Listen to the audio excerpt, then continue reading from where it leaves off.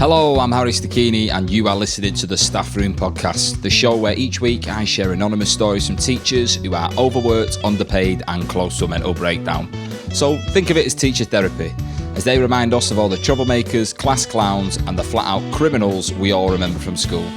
So join me and my guests and hear what your teachers really have to say.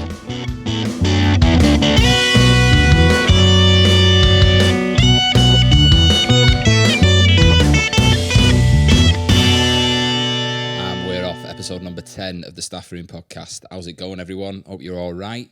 I mean, we're in double figures now. This is, we're in the big leagues. When I first started doing this podcast, I had the number 25 in my mind. I don't know why. I just thought 25, that's what I'll aim for. And now I'm at 10, it feels very real.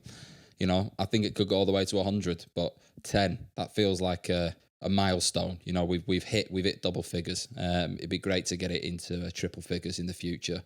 So help me out, guys. You know, we're doing this together. So thank you very much for tuning in. And I imagine we've got a few new listeners this week as well, because it's a bit of a different episode. It's a special edition episode because usually, right, the people that listen every week, you'll know that I tend to share an anonymous story from a teacher with a comedian guest. You know, we have a laugh about it and then we all go home happy, right? That's, you know, then we revisit next Friday. But special edition episode today because I'm not going to be sharing an anonymous story, as my guest is Alexander Price, who is the man behind the anonymous blog, The Provoked Pedagogue. And in it, he wrote about his life working at a high school in North Wales.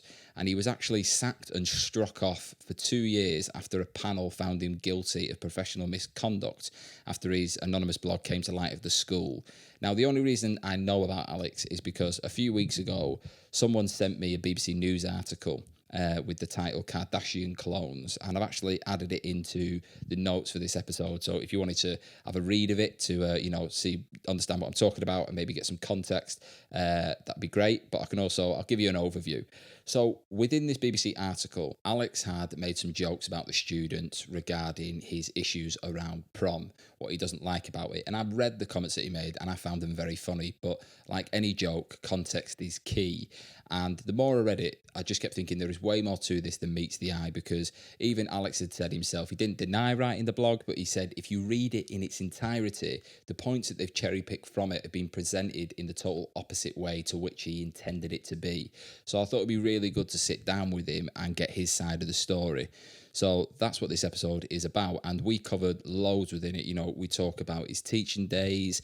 He talks about the level of corruption that was going on within the school he worked in, the kind of backhand type management, some really like nefarious activities. And, you know, there's a few funny stories thrown in along the way from his teaching days. He talks about the lengths in which the school went to when investigating him.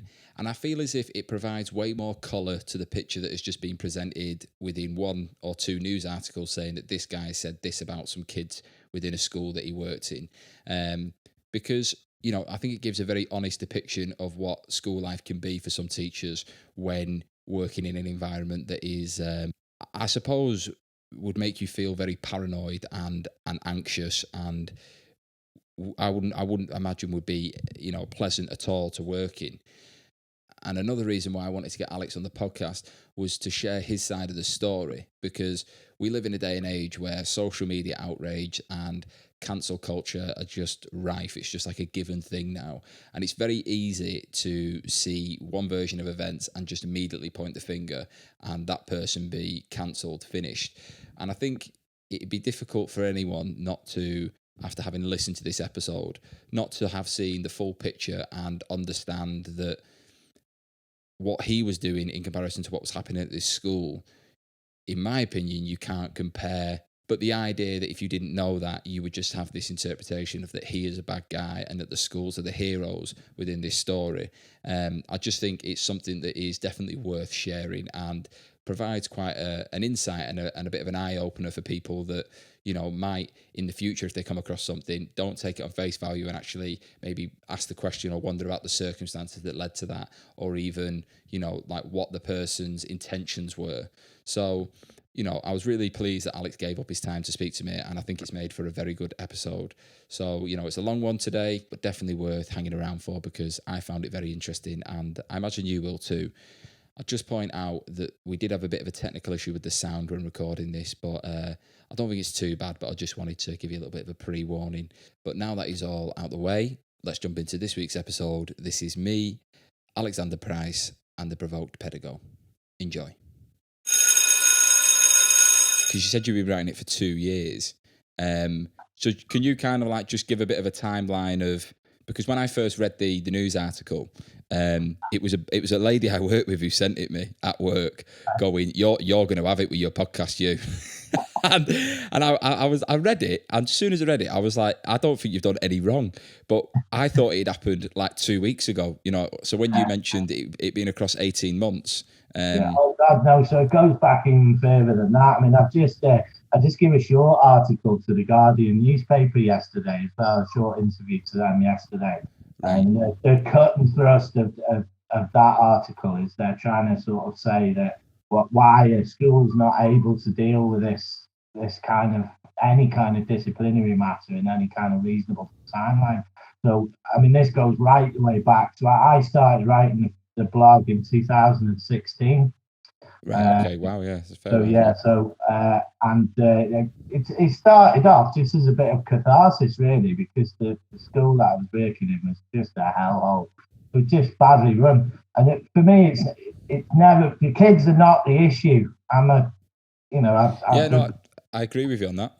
Yeah, I was a pretty naughty boy myself growing up, you know. And it's never, the kids have never been the issue. It's the other adults, and they're just idiots. And you know, and I was constantly finding myself coming up against the glass ceiling, constantly getting, just snide, sort of passive aggressive management remarks, and it's just not something that I've ever been faced with before, really. I worked in construction before that, and it's very much, you know, quite upfront, I imagine. Yeah, say what you're thinking. If you don't like something, then you deal with it there and then. And yeah, it was just a really, really weird environment, and it was really, really, really bizarre. And I think in some ways I didn't really know how to react, because obviously I was aware I couldn't deal with it like I would normally deal with it on a construction site. So yeah, so when you first started the blog, did you tell anyone about it that you were working with? Yeah, no, it was super secret, really. And I just I'd come home and I'd basically write once a week, and it was kind of like just healing to my soul, really, because I was getting to the point where I was ready to punch someone, you know. So you punch a keyboard, not a colleague, you know. So I punched a keyboard instead of a colleague, you know. So it just kind of went from there, really, and then you know, as I sort of started to publish it, and the Twitter following started to gain a bit of traction, and then the blog posts were getting, you know, and it's high. I mean, it wasn't massive, but it was getting 1,600 readers. That's decent, though. You know, which is fairly reasonable. It's quite a niche sort of thing. And then, but like your audience that you were, you know, that were reading it, were they enjoying it? Yeah, I mean, as far as I'm aware, I mean, people in edgy Twitter are pretty outspoken, and if they don't like something, they'll probably tell you straight away. And the kind of stuff I was getting, the responses I was getting was, do you work in my school? You know, that I recognise this, that you've said this, and I recognise, not specifically the exact thing, but just the, you know, some of the scenarios and some of the situations, the responses to things. It wasn't a shock, and to me, it was quite shocking, some of the stuff I was putting down, particularly on the liars and the backstabbers blog, which was right. So the idea that what you were writing about, people were able to relate to because they had that within the schools they were working in. Yeah, exactly. Right. Yeah. So. And I mean, obviously, some of the posts, there was about 30 posts in total. Some of them were quite boring and just edgy waffle, you know. And the current thing that was flavour of the week on Twitter, in the edgy Twitter world, I'd blog about that kind of stuff, but always try and do it from a slightly different angle. I mean, I'm not a writer. I'm a designer. I've always been a designer and a maker. And so it was really my first sort of attempt at writing, you know, but some of it's quite good. I think even when I saw the news article, and like I said on episode 7 with Callum, I was like, you've just got a sense of humour, you know what I mean? And you're making jokes, making light of the situation, you know, in the place that you're working in. And then when I read the blog in its entirety, you can see it's exactly that. Like what they've taken is come completely out of context. So the bit that I saw that I thought's been, where you said it's been taken out of context, was when you mentioned within the blog that it would be demeaning for some and devastating for others because like of how much anxiety is around prom for teenagers. And like, I think something like that, everyone can relate to because they know it to be true, but you don't want to admit it. So when it's kind of held up to your face, everyone feels a little bit uncomfortable about it. Yeah, I mean, of course. I mean, a lot of the stuff that I'm drawing from. I've got 5 kids of my own. I've got three adult daughters who've all been through the school system, and I would always talk to them about stuff as well, you know. And a lot of some of the stuff that's coming back is, I mean, they're not mingers, like, you know. Yeah. At the same time, it's kind of like all these teenage girls are feeling this disproportionate pressure, and it's quite weird. It's quite hard to put your finger on exactly what it is, but I think it's coming at them from all angles now.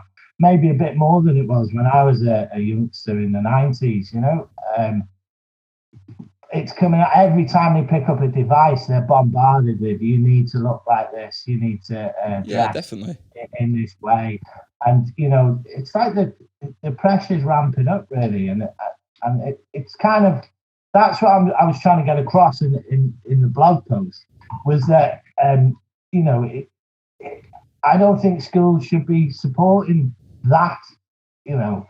Yeah, I get what you mean. That was the point, really. And then it's like you say, you know, when you're talking about doing a joke with a punchline, you know, I mean, if you read the blog in its entirety, it's set up in a way to kind of stimulate you to think about these things. And if you just write, you know, the girls don't look nice, nobody's going to be interested in that, are they? You know, that's the reality. It's entertainment as well, isn't it? But yeah, no, I think exactly what you're saying there, like the pressure that it puts people under, and the idea that people should aspire to look a certain way, does put a lot of pressure on people.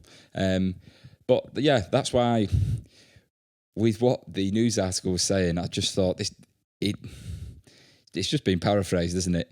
But like, since that came out, what's been like the fallout of that news article since?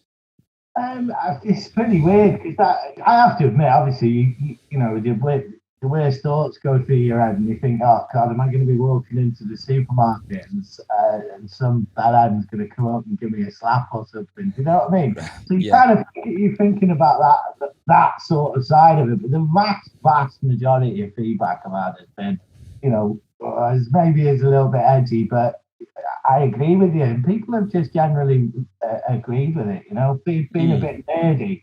When the first article came out, I actually catalogued all the likes and upvotes on the Daily Mail website.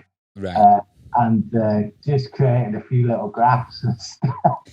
So when you get a troll, you can just hit him with a bar graph. So I thought, you know what?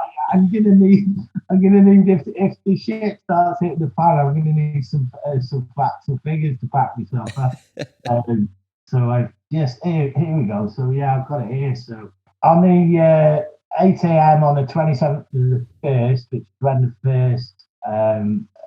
the first story hit the Mail, 97% of the comments and upvotes were in favour of me, and 3% were in favour of the EWC. That's what I mean, because I think people read between the lines of it and go, it's a guy making a joke, right? And I agree with it, because you've not mentioned any names, and you've not identified the school or anything like that. Wow, yeah, 98.2. So I just, throughout the day, because obviously I was sat at home a little bit twiddling my thumbs, because basically the story broke while I was still sat in the Zoom meeting with the EWC. And so there was sort of a dozen people in there all sort of frowning, and I was sat here in the kitchen just laughing at them.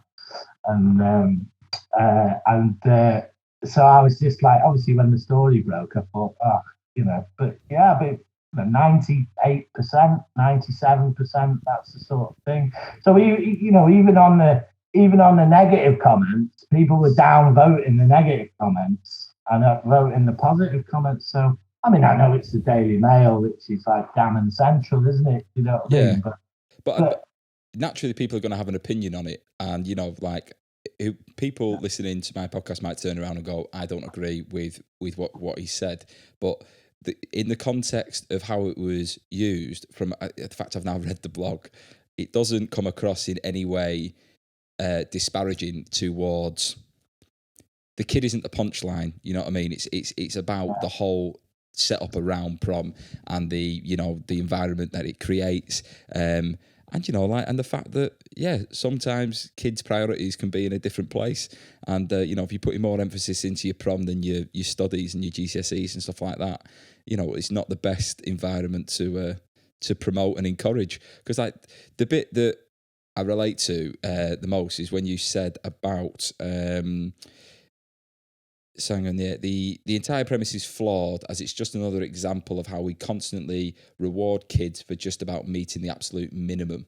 And like that for me, I've seen it in schools I've worked in where they will give out, I don't know whether it be a point or whatever, just some sort of reward for like a kid putting their chair under the table. Or, and I understand in certain situations that might be useful to kind of develop someone, but like, they're just like basic things, basic manners, But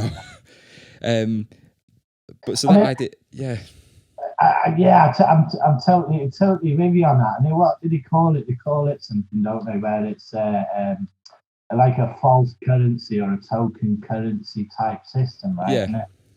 And these schools come up with these crazy systems that are just absolutely unworkable. Where basically, a kid's just got to dribble on the right piece of paper and smear it in the correct way, and they're going to get a mark for it, But I've had it before where people have said, if I do my work, will I get something? And it's like, no, because you've got to do your work.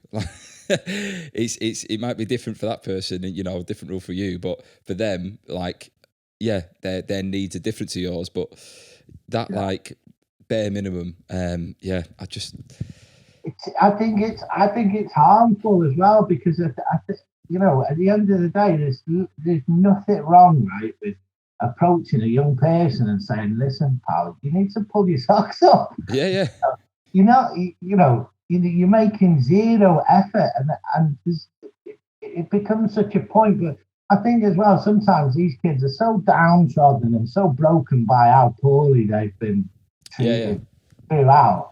They've just got nothing left to give, and they just all they want to do is sit there and be left alone and go home in the evening and and play on the Xbox, because they don't feel like there's anything left for them.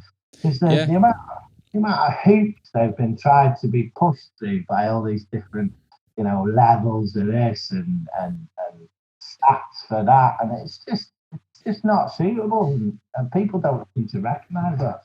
But what you say there about like the environment that they grow up in, because you get a kid for 6 hours a day in a school, right? And you can't control what happens at home. And especially with the type of stuff that I've done, I've worked mainly with kids who have had quite troubled home lives. So, I appreciate the fact that there has to be certain exceptions made when they're in school, and you have to be understanding and, kind of give them the benefit of the doubt at the times. But even though they're in that situation, like you want to, while you've got them, give them the best possible chance that you can. So, if they're falling short of the mark in school, you still got to pull them up on it. You might do it in a different way, but the idea of just letting everything slide, it's not the best way to go about it. No. I think the key to it is consistency, right? So it doesn't really matter what the rules are, as long as they're enforced consistently, and as long as it's enforced fairly and consistently, But the place I was working on, they couldn't even enforce getting kids to take the coats off in the corridor. Really? It was unenforceable, yeah. And I used to get, sometimes I'd wake myself up a little bit about it, because I would think, well, look, listen, if that's the rule, that's what they should be doing. It's not an unreasonable expectation. Take your coat off, Yeah. But it was unachievable, because the levels of consistency across the management team and across the staff was just pathetic. So how long were you at that school for? I was there. So how long did I was there? Let me think now. I was probably there for about 5 years in total. Right, and that was as a design technology teacher. Yeah. But I mean, over the time that I was there, they kind of like, because I pretty soon stuck my head over the parapet. I'm not really a yes man, and so I just tell them how it was, and so very, very quickly, I made myself pretty unpopular there, and then they started to mess around with me then. So. Sorry, when you say unpopular, do you mean with the staff or with the kids? Yeah, with the staff. Right. Well, not with the staff, but with the management, because I would just tell them how it is.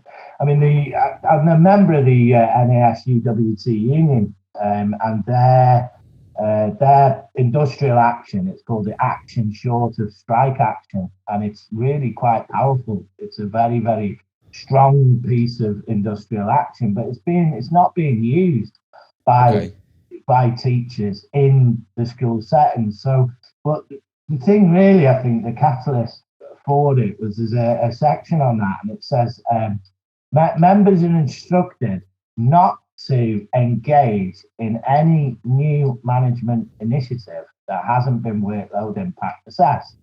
Okay, so effectively what it's saying is the managers sit around in their stupid management meetings twice a week where they're trying to justify their fat SLT TLR salaries, and they come up with these stupid new initiatives which they think is going to transform the school, which is just absolute piles of bollocks.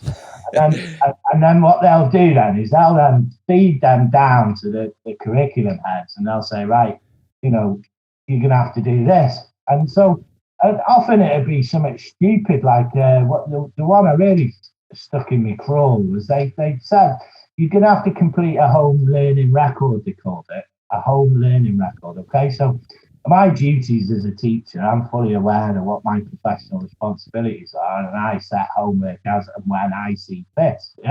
For my classes. Well, what they said was, here you go, here's a piece of paper, and every time you set some homework, you're to write on this piece of paper what homework you set and then for who. And then we'll collect these pieces of paper in and we'll put them on file. And I was like, I'm not doing it. Not a chance. Like, no way. And they were like, why? And I was like, because, well, why do you want it?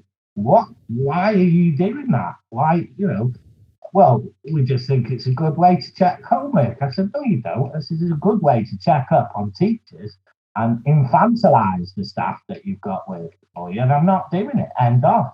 And they said, well, you have to do it. I said, no, I don't have to do it at all. I said, and then I would repeat the action short of strike action, which said, okay. I said, all right, I will engage with it, providing you workload impact assess it. Well, they don't even know what workload impact assess means. They're just idiots.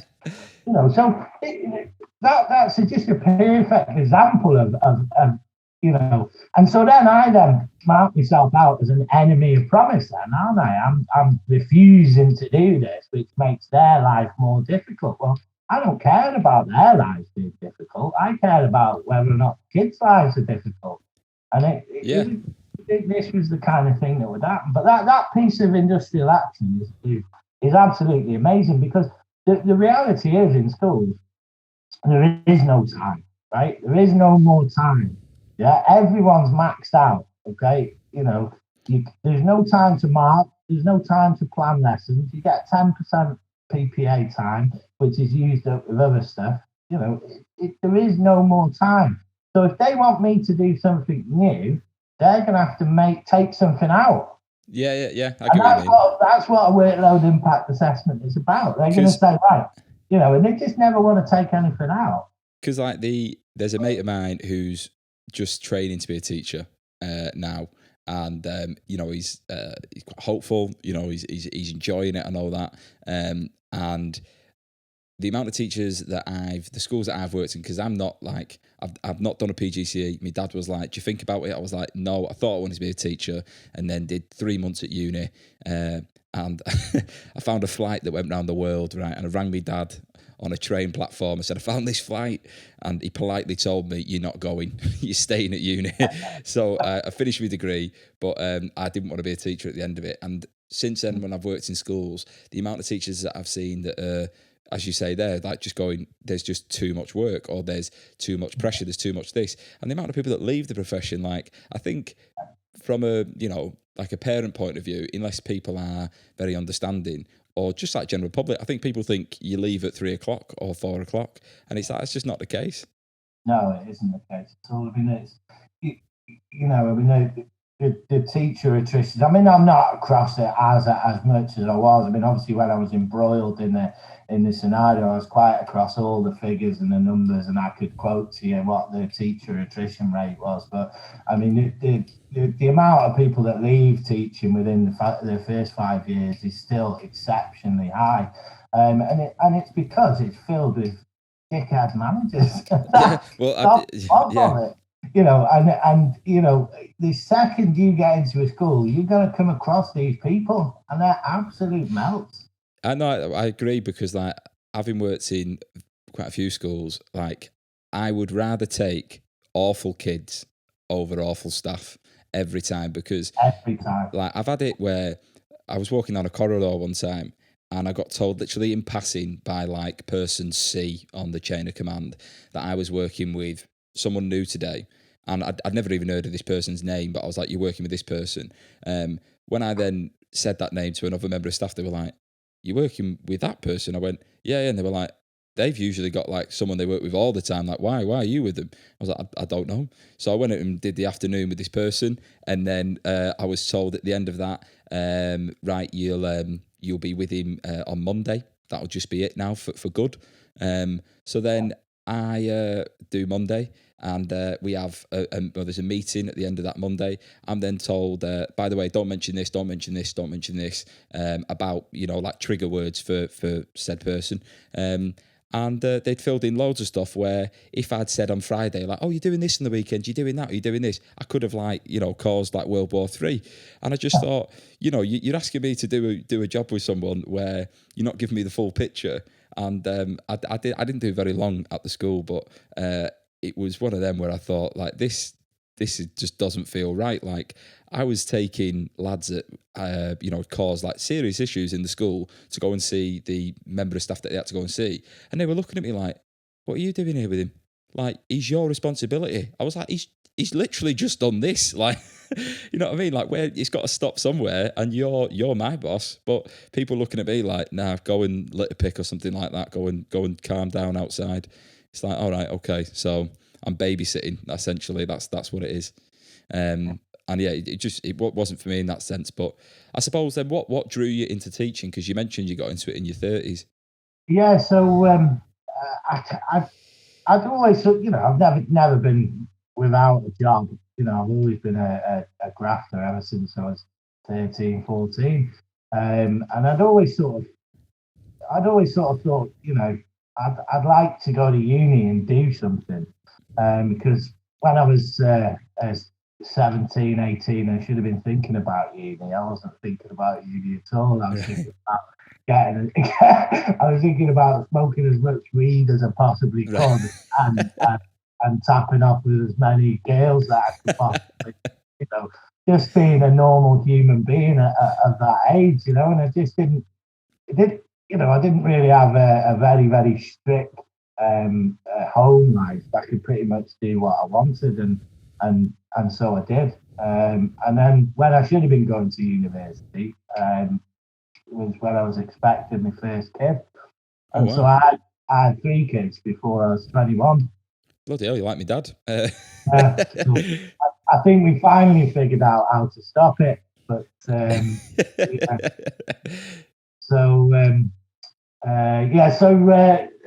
then it was kind of like, obviously it's a massively different set of pressures, and I had to shape up, get a decent job.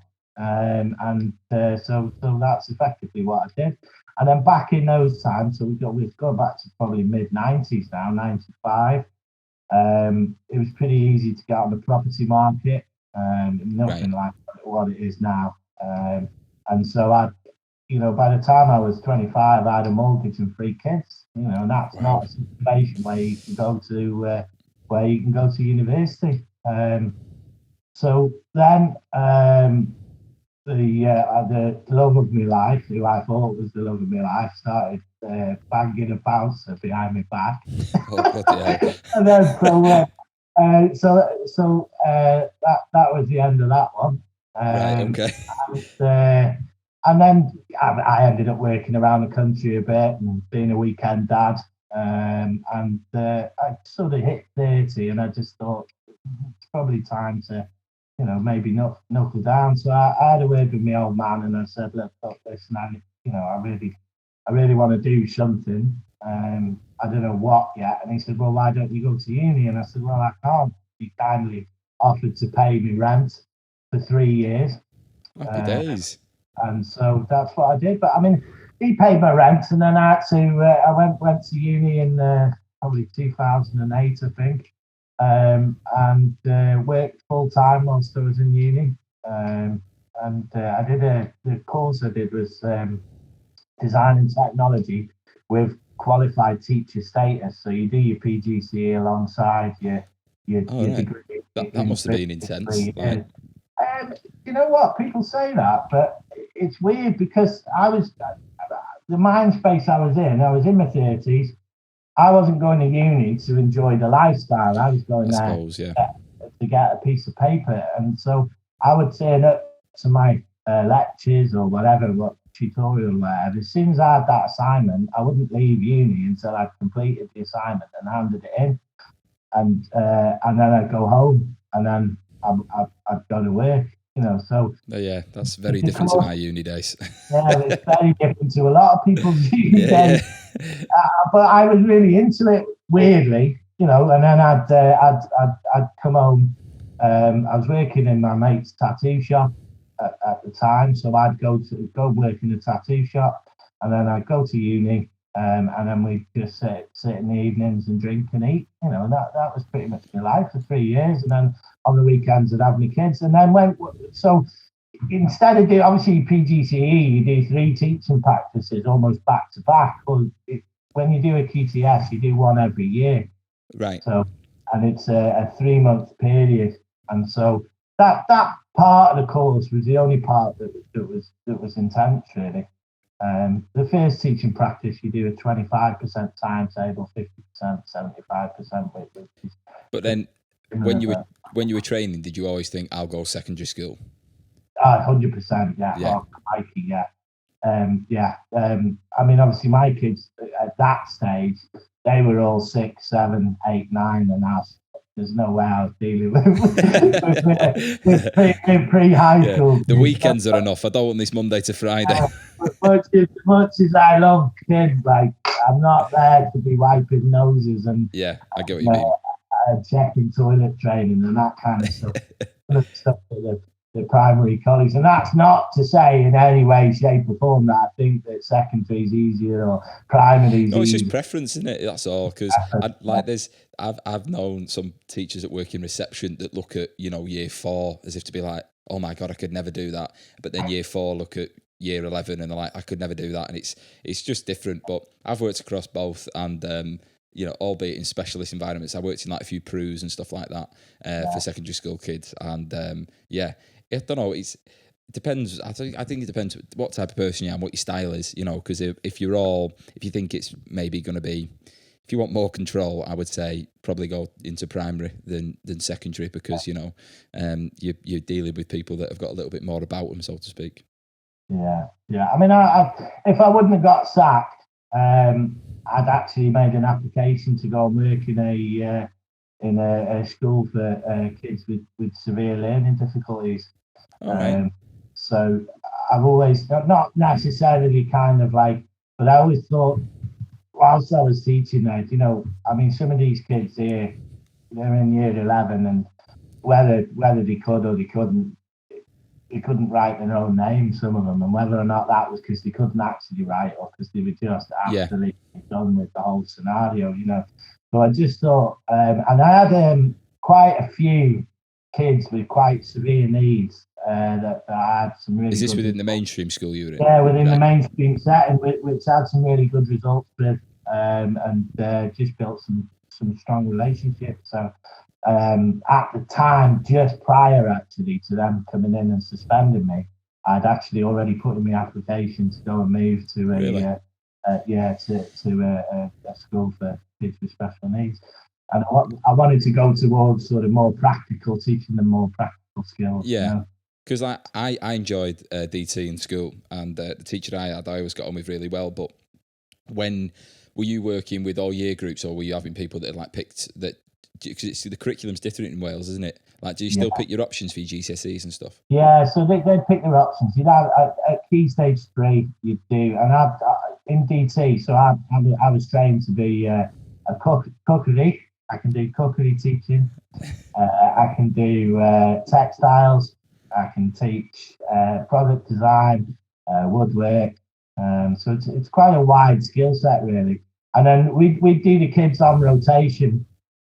So depending on how the timetable was worked out, I could be teaching anything from from making spaghetti bolognese to designing Formula One cars. So real range there.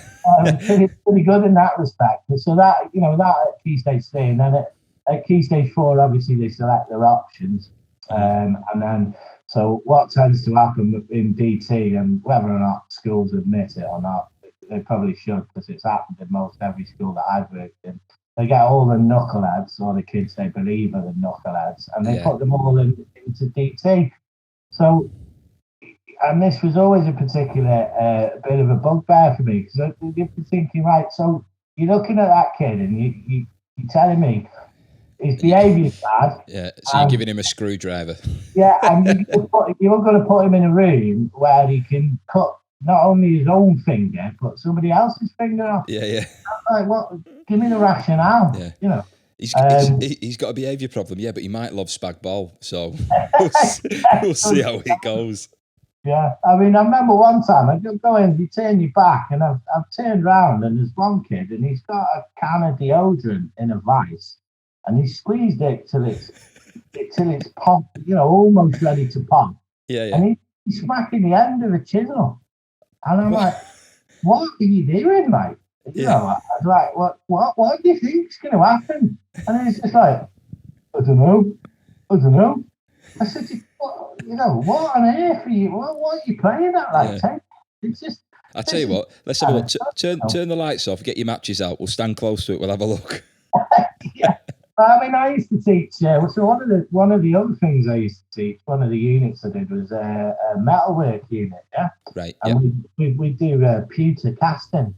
So I had a fully functioning foundry in the corner of the classroom.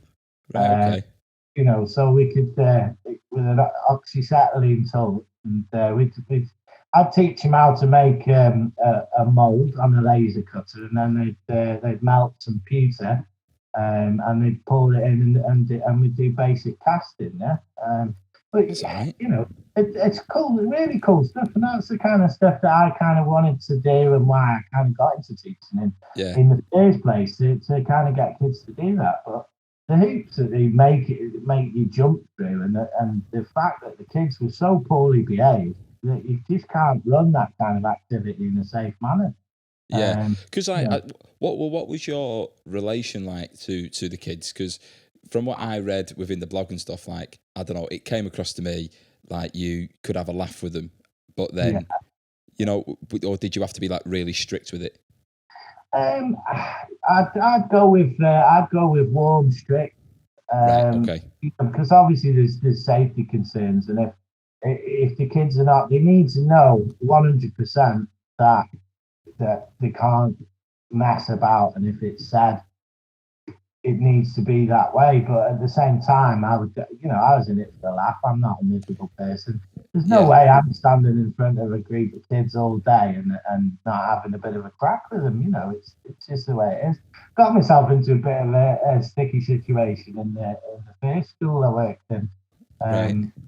So there was a kid there, and this is a naughty kid. You know, this is a kid, and it turns out the reason that he was naughty and able to get away with it, because every time he complained to his dad at home, his dad was a local meathead, and he'd come in the school and start, you know, effing and swinging at the headmaster. And he'd done it all. This kid, he'd done it through primary school, he'd done it in secondary school, and so this kid was just an absolute wild card. He was just a lunatic. So he'd kick off, and then his dad would come in as the muscle. And then his dad would come in and kick off. You know, and it was just regular as clockwork. And but this kid, unfortunately, he had massive ears. Right. Like, massive. No, you've ever seen the Bash Street kids? You know, Plug Out, the Bash Street kids. No, but You've just if you think about the FA Cup, it makes the FA Cup. Right. Okay. Yeah, I just had Champions League in my head. So anyway, this kid. I mean, I don't know. I've never taught the kid before. Massively sensitive about his ears. Hugely sensitive. You know, and it's a trigger for him. The second anybody mentions ears, he goes off. Chairs start flying. Dad comes in, threatens to punch the headmaster. It's just, and this nobody's prepared to intervene in this situation. Well, surely, if his dad was coming in, did the school not say, you just like, we'll get the police, or? I don't know. They never really kind of got into it in that sort of depth. But what ended up happening was, so this kid, obviously running around school, just being a complete knob to everyone. And he ended up being a knob to this girl who's a couple of years above him, right. And she battered him, like clapped him all round, you know. Right. Run him up and down the corridors, you know, give him a proper drubbing, you know, and there was the staff in the staff room were sort of like, yeah, God, he's a little shit. And that didn't sit comfortable with me either. I was like, you can't say that. It's not right. But you know the kind of stuff that happens. This is the reality, isn't it? That people pretend don't happen. Anyway, cut a long story short, I'm in this classroom. And I've heard this rumour that this kid has had a clacking off these girls, and I've sort of just asked these two girls innocently. I've said, "Oh, what happened? You know, what happened at break time?" And they said this kid's name, and then they said, "Oh, he got beaten up." And I said, "Oh, which one is he?" I said, "Is he the one with the big ears?" Right? And completely honest, right? I didn't. Just didn't think for a second that it was going to be an issue, because it's the first thing you notice about him. Anyway, then he's done. 3 weeks go by, and these two girls I spoke to are in this class with this lad, and he stood up in the middle of the lesson, right, and he's just shouted at me, "Did you say I've got big ears?" Right, and I was just completely shell-shocked. I was like, "No, but you have got big ears." Oh, fuck me. He went off like the chairs went, the tables went, he was screaming, effing and jeffing. He ran out the class. I'm still on my NQT year at this point. Right. And I was like, ooh, that escalated quickly. But I had no clue, I had no clue. I mean, there was no document. Around saying, "Listen, whatever you do, don't mention his ears." Yeah, because and I mean, I like I think where I come from. Yeah, you've got to embrace that, and I mean, like, if you own it, then it won't. People won't say it for effect. But And in my thinking in this is, I'm stood there thinking, well, somebody needs to tell him and sit him down and give him the skills to be able to deal with it. So because he's going to have that his whole life. He's going to go to a pub, now, in these days, might even be listening to this fucking podcast. That's stupid fat Just bastard. punching his phone. He might be looking for me, ready to punch me. And anyway, I'd buy him a beer if I seen him. You know, that'd be that. But he's going to go up, in my head, I think he's going to go up, somebody's going to go up to him and call him something, and he's going to end up getting himself into strife, and somebody needs to be dealing with that. And that was where I was coming from. I wasn't coming at it mean, you know, going, oh, look at you, big ears. Yeah, exactly, because it's all about intent. Yeah, it was nothing to do with that. So was there any backlash off his dad? Yeah, so that situation then developed, right? So the school I was in at the time, the headmaster was a bit of a notorious bully. Quite often they are. I wasn't massively aware of it. People that get bullied tend to be bullies, don't it? You know what I mean? His dad's coming in, pushing him about. He's like, So I haven't been in that school very long, but a lot of, you know, after the incident and sort of, you know, once you start getting into that whole scenario, a lot of the staff were telling me how he was a bit of a bully. Anyway, I got called up to his office to go up to this guy's office. And again, I'm on the NQT year, so I've got to be on my best behaviour. And he's just said, I've gone into the room and he's sat behind his desk and he's gone there.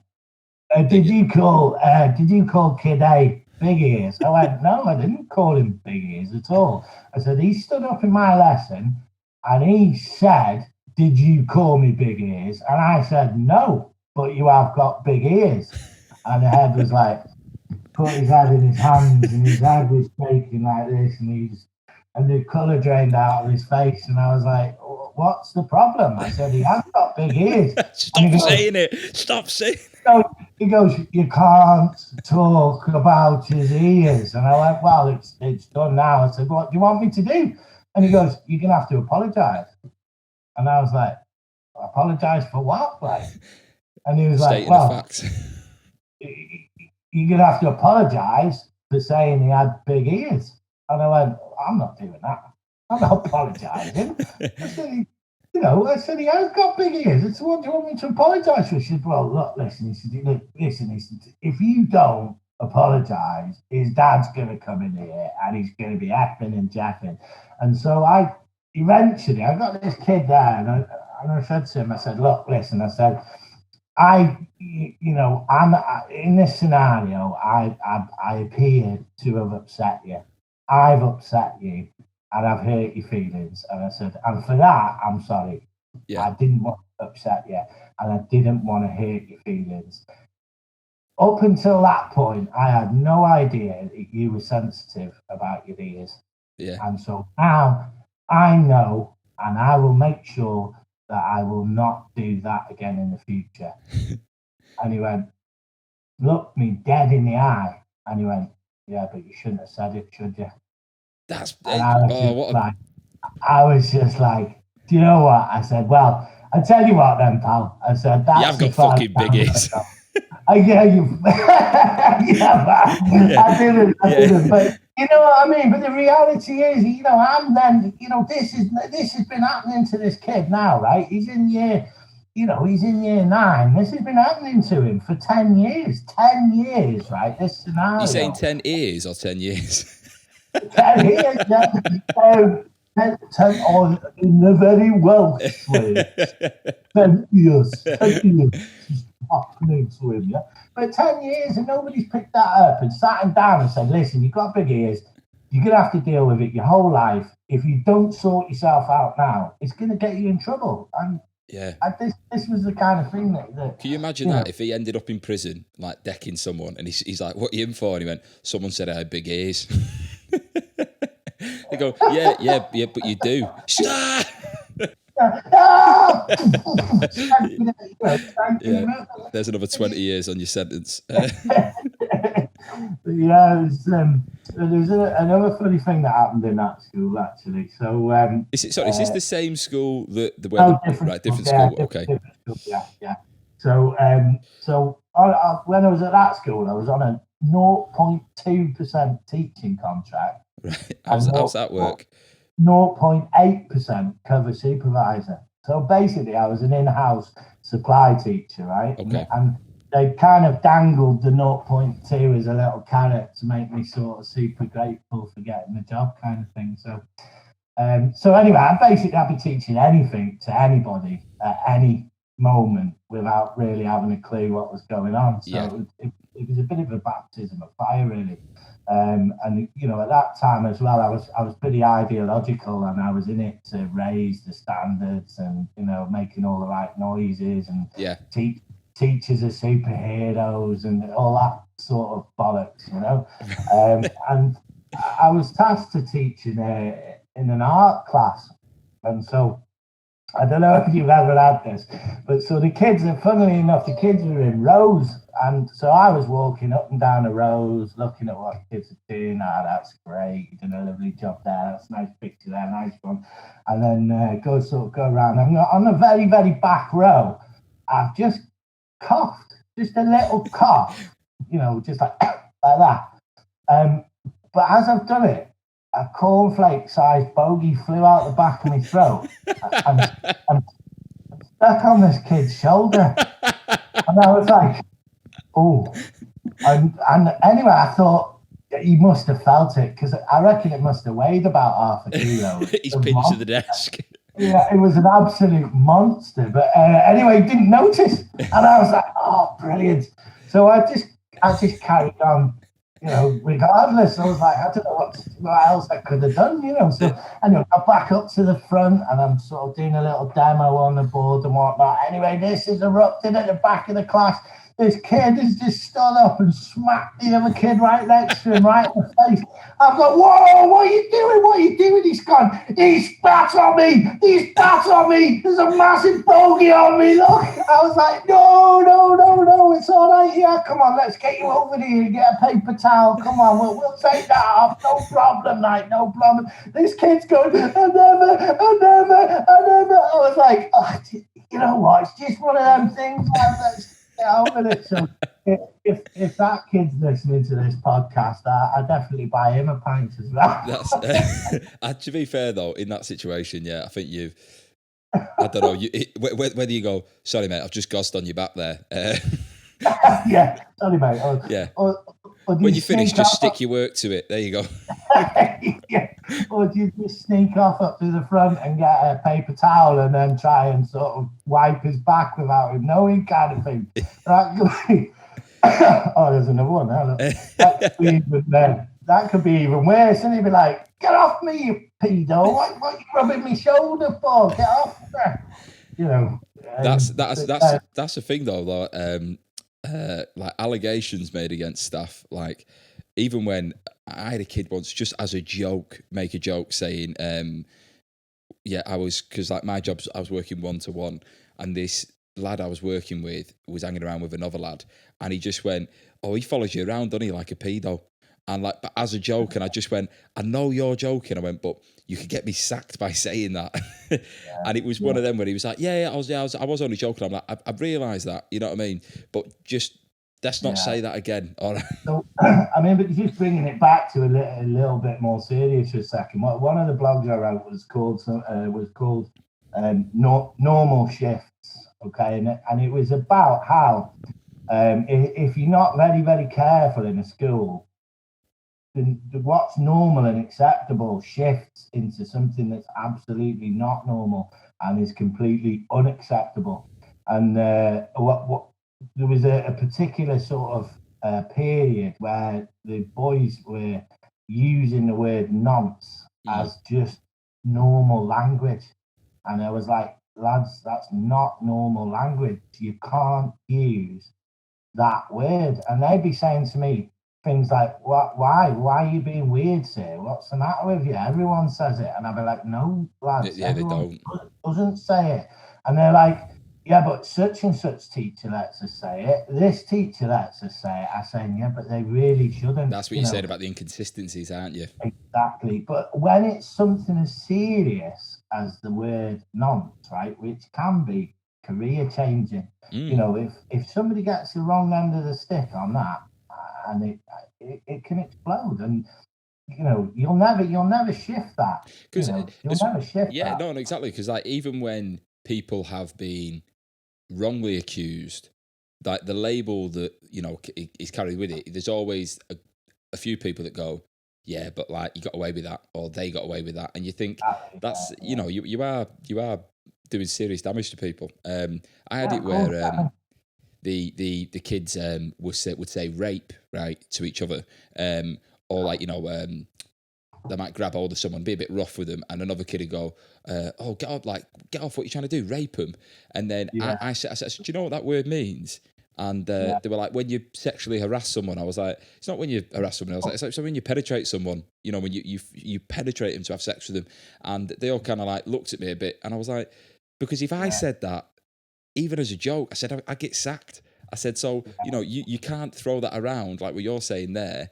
But these kind of, and I was making these arguments at the kind of at the highest levels as well. I was saying, listen, these kids are going around, and these terms they're using now, they're using them in normal language.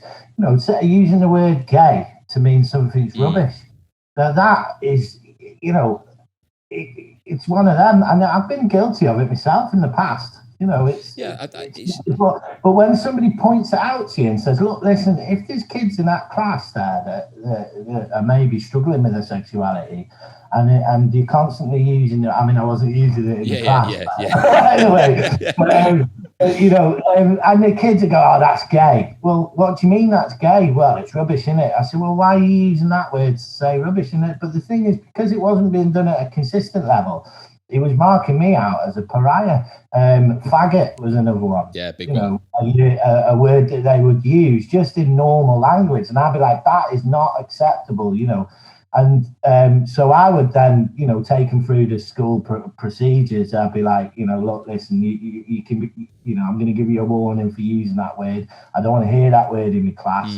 And they'd be like, "Why are you being weird, sir? Why are you being all like that about it?" And I'd be like, "What? Because it's not right. It's not normal what you're doing." And so the blogger wrote was all around these kind of small shifts in language that really can make things massively different. And just don't use it.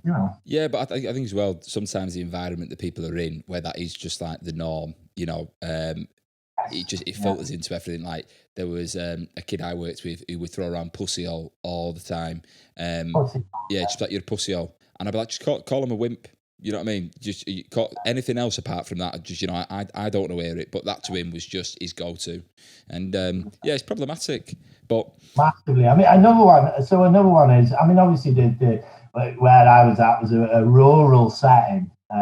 It's one of the poorest wards in Wales, but it was a rural setting. So it's not kind of like your inner city school, which is where you get the sort of people sort of have this opinion that these inner city schools are where it's really dangerous and difficult. And it's not always the case. No, it's not. It's not always the case, but there was and these kids used to sort of have this weird gang mentality, and I used to be in my head thinking, wow, if I would have been your age and you were running around doing stuff like that, I'd have clapped you. Do you know what I mean?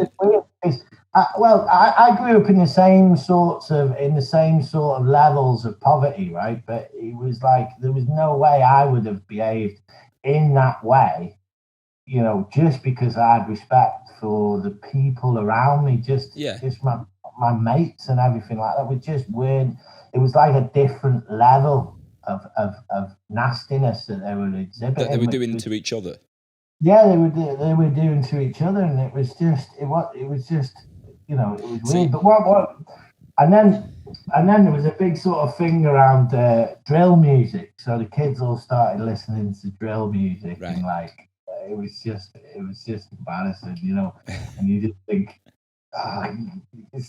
you just can't put it off, basically. But one of the words that they started using was uckers. And they were using the word uckers, UCKERS, uckers.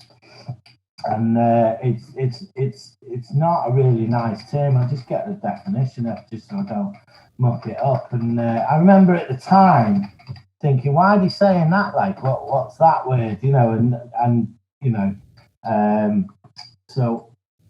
So it's used as a demeaning term towards women. Okay. So a woman, basically, it's a woman who quite often gives lads a blowjob. Okay, right. Uckers. Yeah, and so it's used quite often in drill music and this kind of thing. And this was another one of these words that I kind of picked up on. That I don't think necessarily other staff would have picked up on that. They would have just thought, why are they saying that? It's stupid. So, and that would have been the end of it. But within what context would it be used? Like, I'm just trying to, would it be like, she's uckers or? Exactly that, yeah. Look at her over there being all uckers. And they were using it in the wrong context, and they would most of them didn't understand what it meant, but they're watching YouTube videos with people saying it. They're emulating this kind of culture, right? And the cultural appropriation doesn't even come close to what it is, but it was kind of like you need to be on that kind of stuff, and you need to say, you can't say that, lads, it's not appropriate, I suppose I'd never heard that before, but I've noticed more so now, especially with like social media and TikTok, like definitely the amount of training and lessons that schools do. And I can think of a number of teachers that have come to me and be like, the new thing is this at the moment in time, and it's like, so keep an eye out for that, because like there's almost like them subcultures within social media where if you're not on it, you don't know about it, but then it filters around, and before you know it, everyone, as you say, is saying uckers to each other or doing X, Y, and Z. But it's totally different now, because when I was in school, smartphones were just coming into the mainstream, I suppose. But it's nothing like what it is now. I mean, it's absolutely bonkers. Because did you ever have was the policy in your school like if your phone was out, you had it taken off you? No way, not a chance. There's no way they would have been able to take a phone off any kid. It was just not a thing. But they could have their phone on them, on their person. Yeah, they just used to go on their phones constantly. They'd be walking around the corridors on their phones. They'd be doing Snapchatting lessons to each other. They'd be Snapchatting, and then so a kid would get a Snapchat in the lesson, and then they'd go, "Can I go to the toilet?" And then they'd meet up in the toilet, and it was just a nightmare. Carnage. It was carnage, right? Did you ever have incidents with like the kids doing anything to teachers with phones? Because some stories I've had of like a kid tried to take a picture of an upskirt of a teacher, and it's like, just mental. Well, I had a stupid one. My room had a fire escape, and there was a kid outside on the field who shouldn't have been out. I went outside of the fire escape, basically opened the fire escape, went out and tried to beckon this kid back in. Whilst I'm outside, the kids had shut the door on me. And so I'm locked out in my own classroom, and they're filming me on their mobile phones outside the classroom, right? And then that's then been Snapchatted all around the school, yeah? So every year group had a Snapchat group. The level of communications that they had with each other was just next level, But you see, it's kind of like, because it's on Snapchat, right? That video's on, it's shared. They've all seen it. They've watched it once. It's deleted off their phone. So that's why I love the Snapchat, right? So I mean, I can take that kind of thing. It was quite funny. It's the kind of thing I probably would have done when I was at school. And, obviously I didn't have a phone. And luckily it was on Snapchat. Luckily they didn't upload it.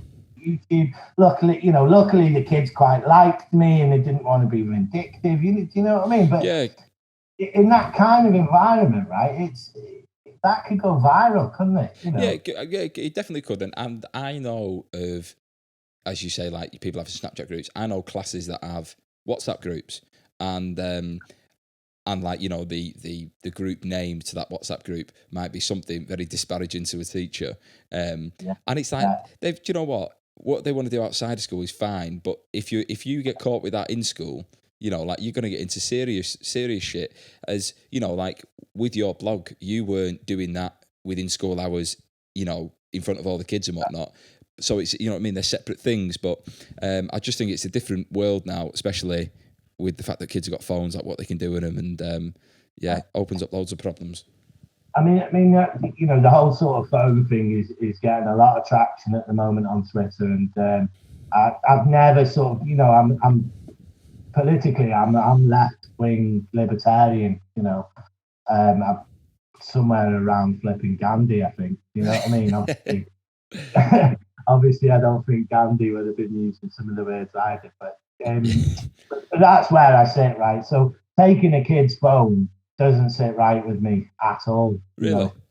But at the same time, the potential for harm of those devices in a school that isn't able to effectively manage that sort of thing, it's just lethal, isn't it? Yeah, I've seen it before where it's like for TikTok, for instance, where they've said if you're doing a video, right, albeit you might be in your coat, there's nothing that is identifying you specifically, but in the background there might be a kid who's got the jumper on and he's got the crest of the school.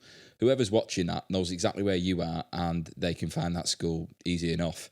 And it's things like that where I go, it's just, it opens up a world of problems, if it ever gets to that point. Yeah, of course. Yeah, I mean, there's some serious safeguarding issues around phones, and one of the things I always thought that schools should have is a proper devices policy that's properly considered, properly thought through, and that's consistent. Yeah. And be that you're allowed your phone in your bag as long as it's off. You can have that as a rule. You can have, you're allowed to, if the teacher says you can use your phone as part of the lesson, you can have that as a rule. There's ways and means of managing these, but they all come back to this kind of idea that if the culture's not right in the school, there's no way you can expect a young person to effectively and safely use a device and B, understand it. Yeah, because it's got to filter down from the top, hasn't it? I suppose what you said there, you kind of repeated it a few times now about the consistency of staff, right? I don't know if it's possible, but like with the blog post you sent across to me that was titled Liars, Backstabbers and Empire Builders, right? I don't know, obviously I don't want to share the entire thing, but I don't know if you can give like an overview to the people listening of kind of like how bad it was within your school, because I was shocked when I read it, but this was one of the things that when I read the news article, I thought there's got to be more to this. It can't just be that this guy's a total knobhead. So when I read that, I thought, bloody hell, like this is bonkers. Oh, it's next level. I mean, it's absolutely next level. So, and it ties into what I was saying about sticking to the action, short of strike action. With the NASUWT, and it was kind of as a result of that. So, cut a long story short, what happens is there's a parental complaint to the school, and there's an allegation made by the parent that I've asked the child to do something that they're unable to do, and that's outside of their abilities, and that this ability that I've asked them to demonstrate is a part of their special educational needs. Okay, so that sounds like really quite comfortable. I'm just obviously trying to choose my words a little bit carefully because I don't want to, I definitely don't want to put an indication to the people if they were to listen to this about that you'd be able to identify them. But yeah. So this allegation that I'd asked this kid to do something that he wasn't able to do, and so. In those scenarios, schools have what's called an IEP, which stands for Individual Education Plan. Yeah. And so if there's any child there that's got any particular needs or SEND issues or physical or any kind of learning impediments to learning, there's a really simple document that a teacher can grab that just outlines these issues, and so that you can gear your classroom practice to take that into account. I mean, a good example would be for if somebody's deaf or hard of hearing, and you sit them closer to the front, and this information would be contained in an individual education plan. And so once this complaint came in, there was an investigation launched into my conduct. And I was asked to attend a fact-finding meeting.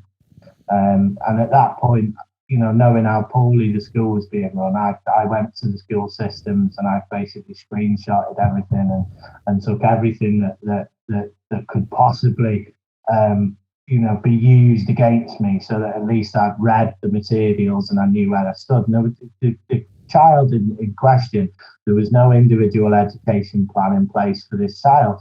And so therefore, you know, in my mind, the complaint had absolutely no grounds and no standing. So I'm sat in a meeting, this investigation meeting with the guy, and he's basically putting this allegation to me, and then I just sort of poo-pooed it and said no, it was absolute nonsense. And then he whips out this IEP, and I just said, that's not, you know, where have you had that from? Well, it's on the system. I said, no, it isn't. I said, because here's my screenshot that proves it wasn't on the system.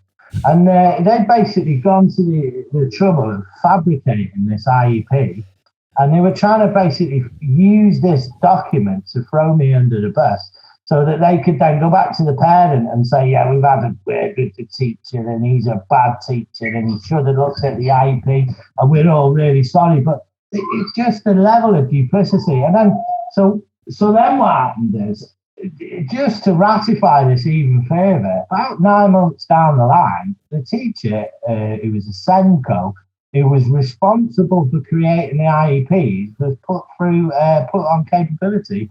Guess what for? Not completing IEPs. And it was just found the rights. It was just, you know, and from that point on, I gave him a bit of a nickname, you know. But yeah, so I wasn't the only member of staff that they were doing this kind of thing to. You know, they were basically, the management style was sneaky, backhanded, and really, really quite underhanded. So one of the other things that came out on my case, there was a headmaster, and so he was basically started off really, really well, started off strongly, got the staff team on board, and then very, very quickly, you know, after about probably 18 months, he started to fall by the wayside, and things started, you know, going drastically wrong. Yeah. Okay. And so what happened was the guy who was actually instrumental in investigating the case I mentioned just previously, where they fabricated an IEP, he went round to all of the department leaders in the school with a round robin letter, like basically a vote of no confidence in the headmaster. So he effectively organised a coup d'etat, right? Jesus. And so what happened then is, once this letter then, he'd been round and he got all the signatures off the department heads. He then took that letter to the head of the LEA and said, look, listen, you need to do something about this, right? And this happened in September. And then that headmaster then, by November, had accepted a teaching position in another school outside of our county, and that school weren't advertising any positions, right? So they basically got the head teacher, and they said to him, if you don't take this that we've lined up for you, right, we're going to sack you, okay? And this happened in a 2-month time period, yeah? And so if you know anything about teachers' paying conditions, you know that you cannot leave, right, in the middle of a term, and particularly not as a head teacher. I mean, most head teachers, it's a September start, and if you want to quit, it's a June, you know, it's a June the preceding year. So this guy, he was there 1 minute and then just wasn't there anymore. Bonkers. It's bonkers. And this is the LEA, which was carrying out the investigation. What does LEA stand for? Is that LEA? Good question. Learning. Is it a Welsh like educational board type? Yeah, it's basically LEA Wales. Let me see what it is. Local Education Authority. Right. Okay. Yeah. You'll have the same sort of structures there. I think with in England, it's a little bit different. There's the kind of academy and free school system, and England used to operate under LEAs. I'm pretty sure that there's LEAs, and some places still do. And it's like a devolved sort of power to local government, but they're just bang at it themselves. They're corrupt as anything. It's so bizarre, that, isn't it? Because like the facts, the lad, the complaint that was made against you, like the lengths that they were going to try and make the glove fit. It was like it has to be you. It's just like it's absolutely bonkers, because if it had gone through, would it have been a case of you getting sacked? Oh God, no, crikey, flipping hell! It wouldn't have even been as it would have, the absolute worst for me personally would have been a management advice letter, they call it. Right. But there's fucking no way on God's earth I am accepting. If I've done something wrong, I would be the first person to say that was me. Yeah. I done it. I said he had big ears. All right. I said exactly. You know what I mean? That's just the way I am. I'm like honest to a fault, really. And it's sometimes it does you right, and sometimes it does you wrong. It's just the way it is. And, oh God, no! But the point, that wasn't the point. I mean, and maybe you can make the argument, probably correctly, that I was being cantankerous. But you know what, though? If they would have come to me and said, "Listen, Pricey, right? We're in a fucking pickle here, lad. We're in a pickle. Yeah, we should have done this. We should have done this IEP, right? We haven't. The parents going fucking nuts. Will you just please say that you fucked up and you didn't read it?" I'd have gone, yeah, okay. Where's the Latin Pricey? We'll stick a little letter on your file. It'll be gone in 2 years. No, I'll be gone. Yeah, that's fine. No problem. Let's do it. Let's pull together as a team. But that's not the way. That's not the way that they did. And in some ways, I'm not naive enough to expect that because I could have then spun that, couldn't I? And I could have said, "Why are you asking me that?" But they would have had to show their hand at that point, wouldn't they? But if they would have showed their hand, I would have then been reasonable, because I'm not a massively unreasonable person, but it was just the way that they went about it. It was horrific. I mean, there was another story. This one was even way worse than mine. This was horrific. So there was a guy there. I've known him for a very, very long time, actually. This guy, and he was a teaching assistant, LSA, learning support assistant, right? And he was a small fella, 5'4", bald as a coot, stocky, very, very fit, very physically fit, mid-50s, so quite sort of traditional in his outlook. And what they used to do is they used to put him with really, really difficult kids, kids that were really, really causing problems throughout the school. And he would do transformational work with them. He was very, very skilled at what he did, and absolutely brilliant. Straight down the line. Wouldn't give him an inch.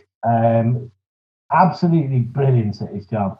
And then he had a long-term relationship with this kid, and they just said to him, pulled him out the blue, and they just said, "Listen, we've got a new kid starting next year. He's physically disabled, and you will need to provide personal care." And he said, "I'm not down with personal care." He said, "It's not part of my contract. I didn't get into this to do personal care. I don't want to do personal care, and so I'm not going to do it. Thank you." And they said, "Well, it does say it in your contract." Anyway, he spoke to me. I said, "Have you got a copy of your contract?" He goes, "No." I said, "Well, did they send you a copy of your contract when you started the job?" He said, "Yeah." I said, "Do you ever delete your emails?" He said, "I don't even know how to use my emails." So I sat him down, and sure enough, I got a copy of his contract up, and sure enough, there was absolutely no mention of personal care in his contract. So I said to him, like, "Look, listen, just tell him that you're not doing it and that it's not in your contract." Guess what appeared?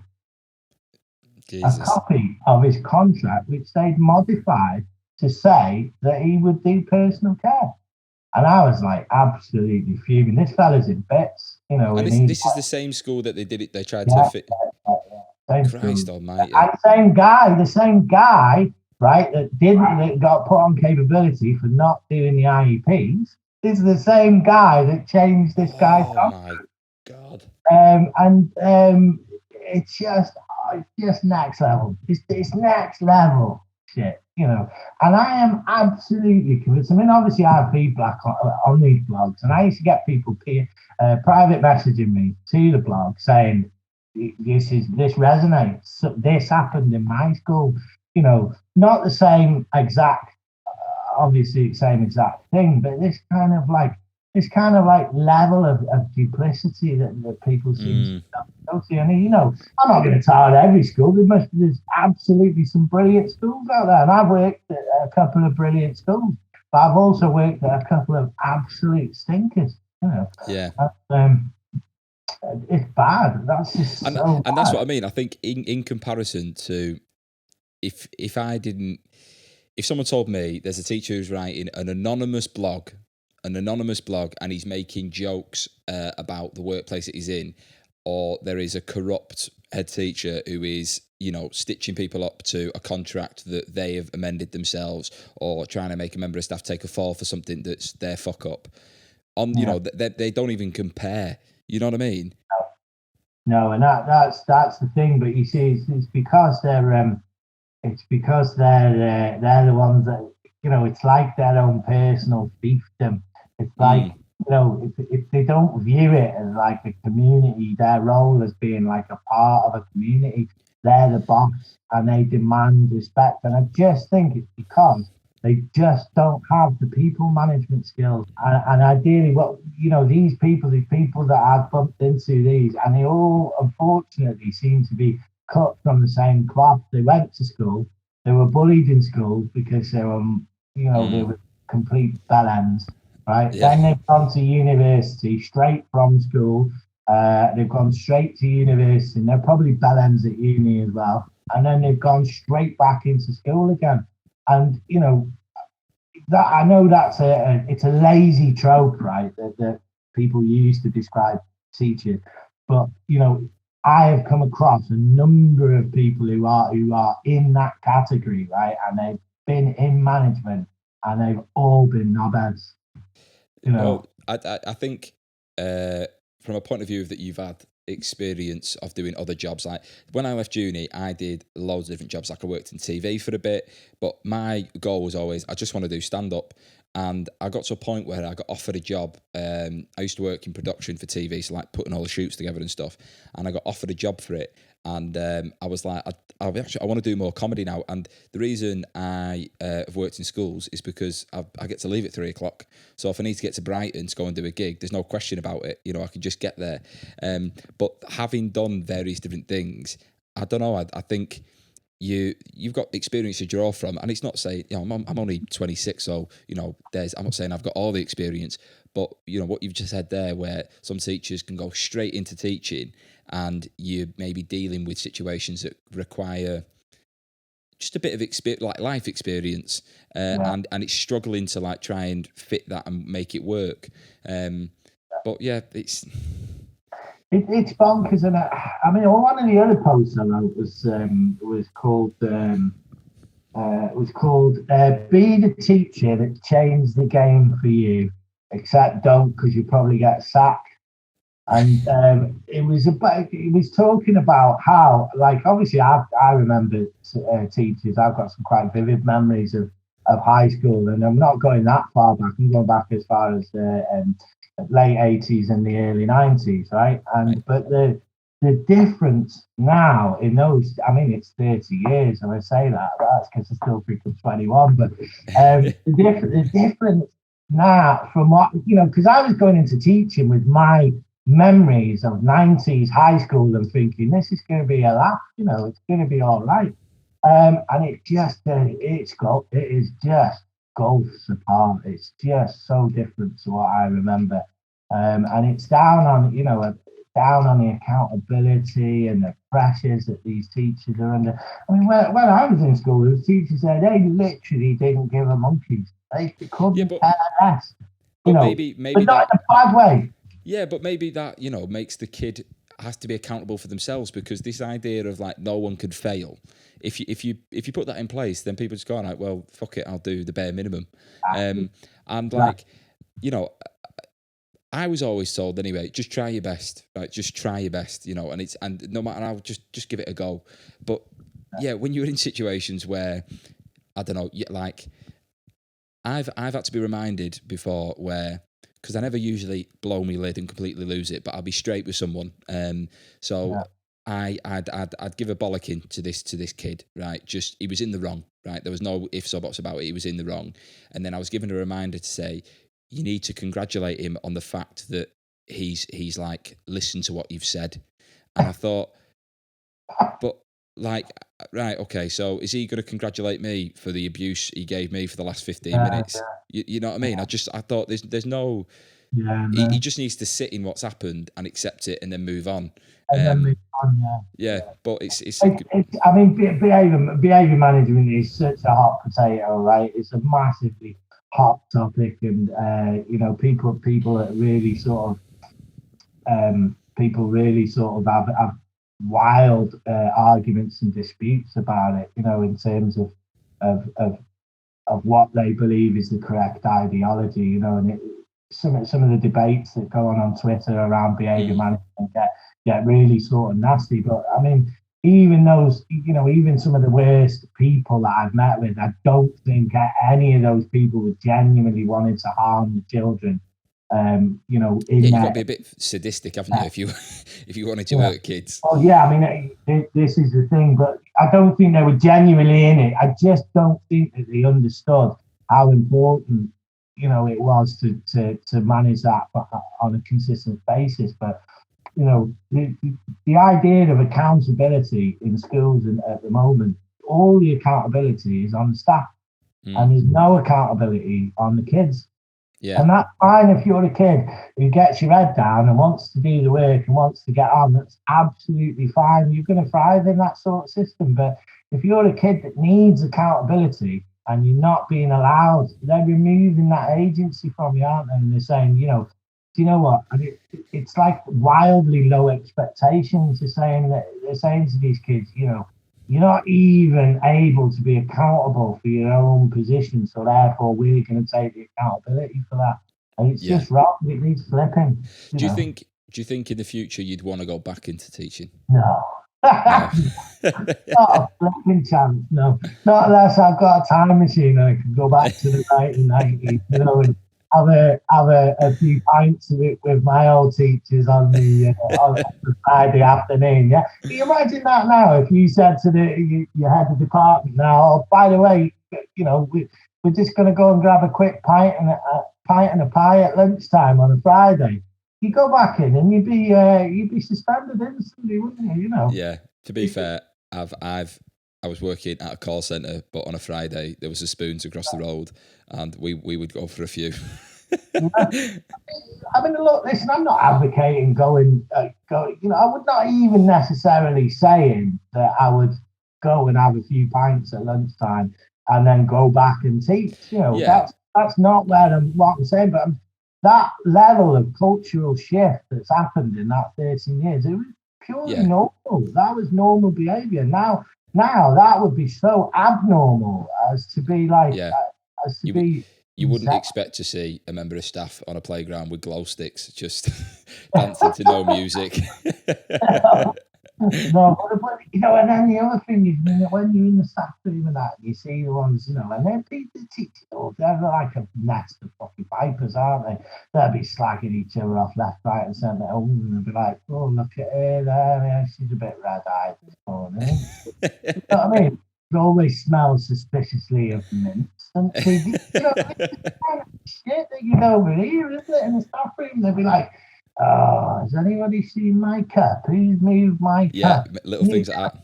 What? I'd be standing there just thinking, are you even adults? What am I dealing with here? But like, I suppose that's I'm very fortunate because the place that I've worked in for the longest, the staff are great, and they're like they're and it's a great environment to be in.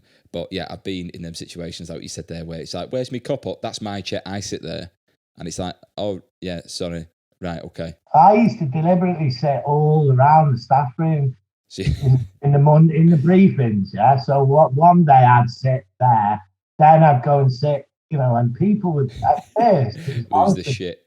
I may as well have just dropped my cats and had a shit right in the middle of the staff room. It was honestly mental.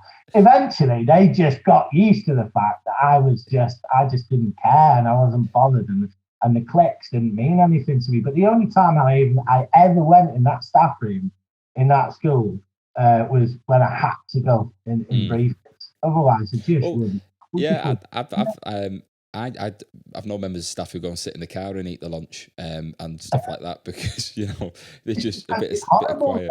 Yeah, and I just want to get a little bit of peace and quiet. But some of the stuff you used to overhear and like, I mean, I was going to write a blog post on like the classic kind of teacher that you kind of get, the different categories, like DT teachers are always a bit knobby and fucking got beards and a bit dickheadish, you know what I mean? And like, the English teachers always a little bit like they got a plum stuck up their ass and, think they're the king dick of the school and, just like kind of just having a bit of fun about the almost the caricatures that you sort of get within teaching, and that was going to be one of the things I did. The one thing I have noticed from doing these is a lot of people have come on and said that PE teachers always seem to end up in the like higher roles, and I don't know if that's just because there's like less, classroom time. I just don't understand it because everybody knows that they don't know anything anyway. They just See, I went to uni wanting to be a PE teacher. I was like, I could do this. I did a sports science degree and now I'm going to teach kids maths because they always end up in the maths classes as well, don't they, PE teachers? Always filling in for maths because schools are always running out of maths. Well, when I started working in schools, I was, I think, 24 at the time. And at that age, that was the first time I understood fractions. From being in there, I was like, I could do this. I'm bossed up now. I'm all right. I think the whole PE teacher thing, I think it's kind of like the team sports and the team sports and the authority and shouting at kids on the playground and I just never really sort of for me I always thought the people that would be best at management would be people who are fucking good at managing, and they're just not. They just don't have them same sorts of skills, They give it to the guy with the captain's armband, even though he's taking it from the football kit. Yeah. But no, I found that like really, really interesting because I think it'd be difficult not to listen to this and not get a full view of the entire picture of what you were working in and what's going on, because I saw just before we got onto this, you tweeted saying you've been like responding to some of the people that have commented on the Twitter post, and like I was reading some of them, and Twitter is that, isn't it though? So you are going to get people that are just outraged, but some of the comments people were putting, and you were being like courteous back, going, if you want to have a chat about it, I'll be respectful. But then some people that were like, look at the state of him, and you were going, do you know how ironic your comment is? Yeah, but that's the mad thing. I mean, going back to the responses on the Daily Mail, so basically you're kind of dropping into 2 or 3 categories, right? They were either saying he's absolutely right and what a load of shite, or they were saying, look at the state of him, he needs to go to a dentist. And I'd just be like, you're the kind of people that are propagating this idiotic fucking reliance upon, and valuing how somebody looks over what they can actually do and achieve. And also, I think as well, missing a small bit of humour within that. You know what I mean? It's like, because they all. I said it on episode 7 with Callum, but like, if you take any punchline to a joke and you put it out on its own, like they do it with Frankie Boyle all the time, right? Yeah. What you've written is no way near as inflammatory as Frankie Boyle's punchlines. But like, you take that and you go, Jesus Christ, what an awful person. But yeah.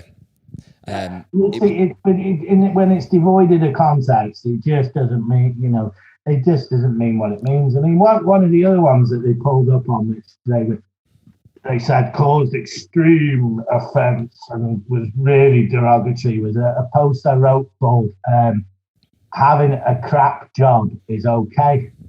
And basically, the whole sort of point of this blog post is that schools are obsessively trying to get kids through these meaningless qualifications, which they're never going to use.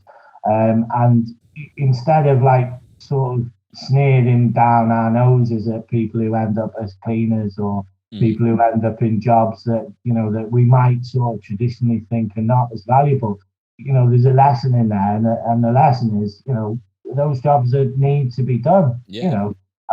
You know, there's a very, very famous thing that happened in New York when the bin men went on strike.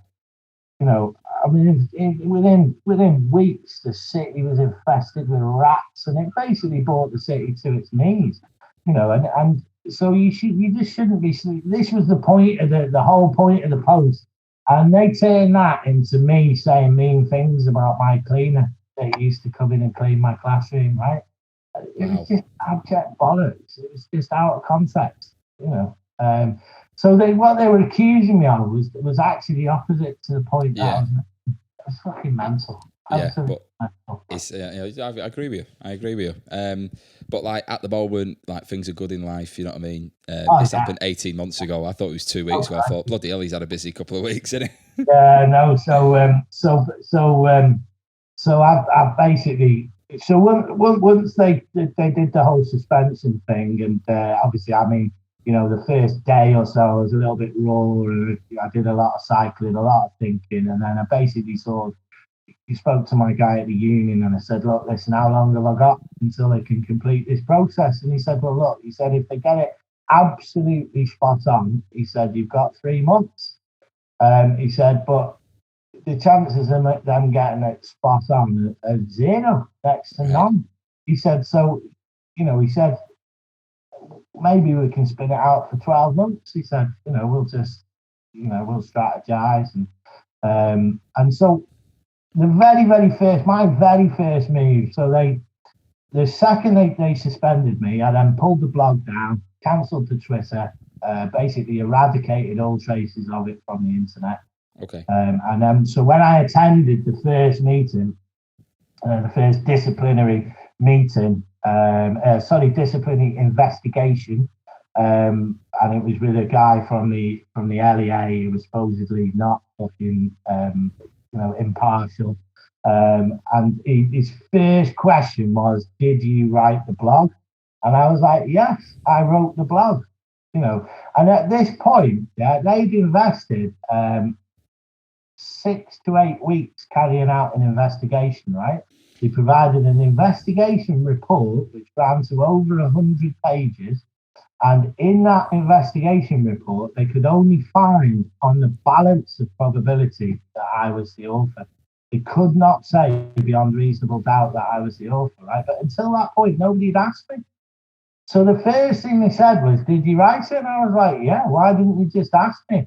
I said, "Why have you just spent, you know, however much of public funds doing that investigation instead of just asking me?" And he was like, you know, he's gobsmacked. But then when it came to light then, like was it like a few weeks where it kind of, you're like, something doesn't feel right here, or was it like, we've read this blog post, we've got a problem? So what happened was we broke up for Easter. I went back to school after the Easter break. Headmaster came and said, "I need to have a word." This is first thing in the morning. It was one of those teacher training days where you all sit around and do bullshit, like nonsense. And he took me into the room. In the room, there was the chair of governors. There was the head of HR from the council. There was like a wall cabinet of about 6 of them. Yeah. And they said, they basically said, it's come to our attention that there's a blog called the Provoked Pedagogue. We think you're the author, and so we're going to suspend you on full pay as a neutral act. Have you got anything to say? And I just said, no comment. Right. And then he said to me, "Have you got your keys?" I went, "They're in my classroom." And then it was really awkward, right? Because I was like, you know, I was a little bit shell shocked, to be honest. And I was I think you would naturally, though. Yeah, I was probably sort of a little bit shell shocked, a bit in shock, and then we kind of like walk awkwardly through the school together, because my classroom was the furthest point away from the head teacher's office. Right. And I awkwardly sort of walked all the way up there, got the keys, and then he said, I've booked you a taxi. And I said, I don't want a taxi. And that was it. And then I just left. And then it was from that point then, so then they commissioned this investigation, which was 140 pages. Some of the stuff they pulled up was just next level. So on my Twitter feed, at that point, I had 20,000 tweets, yeah? Right. And in the investigation, they picked 6 out of 20,000 that they wanted to use in the investigation. Yeah? One of them was a photograph of some shopping bags, right? And what it was, I'd done a food bag collection project in the school. I mean, basically, the DT staff room was full of food for a food bank. You know, there was must have been 60 or 70 shopping bags. So stupidly, probably at this stage, probably a bit of hubris, I took a picture of the shopping bags, posted it on Twitter, and just said, "This is our school's food bank collection," right? But it was literally a picture of shopping bags. But if you zoomed in to the top right-hand corner of this photograph, right, in Photoshop at pixel level, there was about a quarter of an inch of a sticker that was stuck on one of the drawers in the staff room, in the DT staff room, and on it you could just make out letters O and N because it was Simon's drawer, right? Right. And then they were basically saying that blog is not anonymous because of that sticker, of that little tiny fraction of a sticker. And I was just like, are you for real? And they were just like, it is bonkers. So I mean, I've done another couple of photographs. I don't know if I mentioned I do wedding photography as well. But I used to do sort of arty-farty pictures if there was a nice bit of lighting on the way into school, and I'd get right down low with my camera and do a super wide angle of like a puddle with a reflection.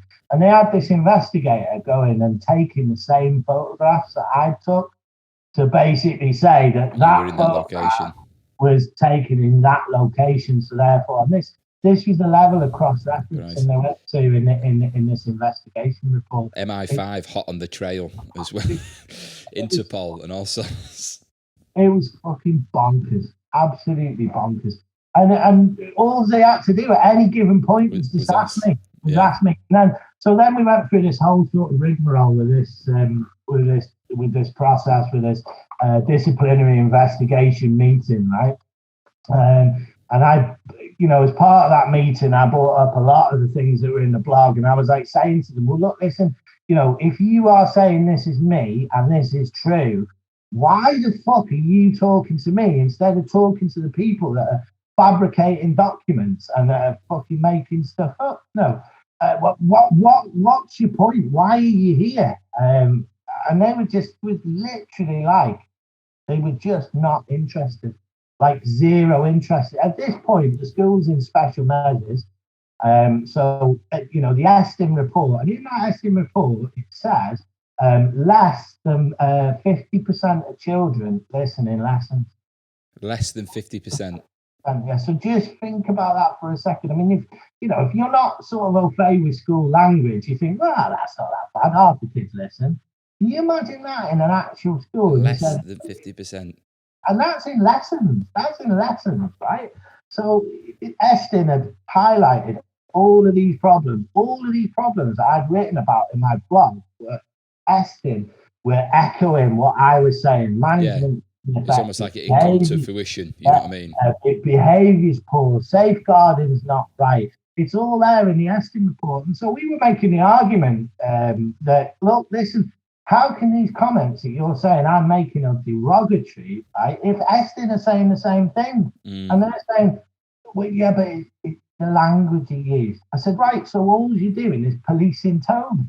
You're not interested in the real issues. Yeah. What's a bigger issue to me? Me saying kids is snorting coke looks like Bob Marley, or the fact that a kid's snorting coke? You know what I mean? It's just next level. That's bonkers. Because next level. because you mentioned to me that it came to light because you think a few members of staff were pressured, like.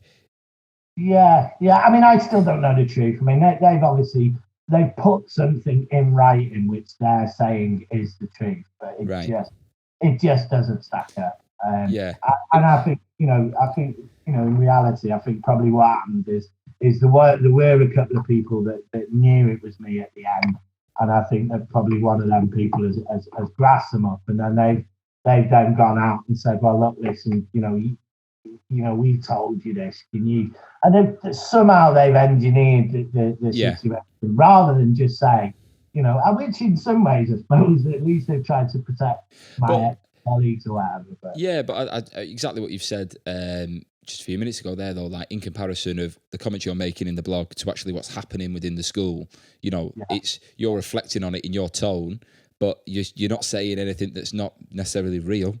So it's just... the point was as well. I mean, it was anonymous, right? And the second it wasn't anonymous, it didn't exist anymore. It was taken down because it was never, it was never my intention to upset people or to harm the reputation of the school. I was a frustrated person working within a system that I felt was badly failing those children. I'd reached out to members of the management team in more sort of structured ways and not had any responses, and I just felt like there was nothing left for me to do. And I think I was probably, I had a cracking home life, but I certainly wasn't in a brilliant place looking back and thinking, the level of stress that I was under was mad. At one point I had a physical reaction to stress, and I had like spots all over my body. I mean, all over my body, like inside my eyelids, inside my butt crack. Right? It was horrific. Absolutely. Probably I've only ever had it once, and it was really, really bad. And I just have to sort of like touch my own skin, and it would raise up in like red welts. It was horrific. Wow. Like really, really bad. But and as soon as I kind of got out of there, I was sort of like massively relieved. Yeah, well, I suppose with the fact I said, would you fancy go back into it? Now what you've said there, it just makes you think, well, that door's fully shut now. And I can't go back into it anyway, because although they've said they've struck me off for 2 years, the reality is I can reapply in 2 years, and there's not a shout, because there's no way I'm going there cap in hand and going, please, sir, can I be a teacher again? It's just not going to happen. They're going to say, do you regret what you did? And I'm going to say no. And they're going to say, well, we'll see you in 2 years. Then, I think that's the reality, isn't it? Yeah, that's fair enough, though. That's fair enough. But I really appreciate you coming on this and telling your side of the story, because I found that like fascinating. You've told me absolutely loads there, so I appreciate that. Thank you. Yeah, no worries. Like you said, I'm a bit of an open book. So. Well, I mean, the other thing again about the process, right? So in that very, very first disciplinary meeting as well, I sat down at the end and I said, look, listen, I will resign.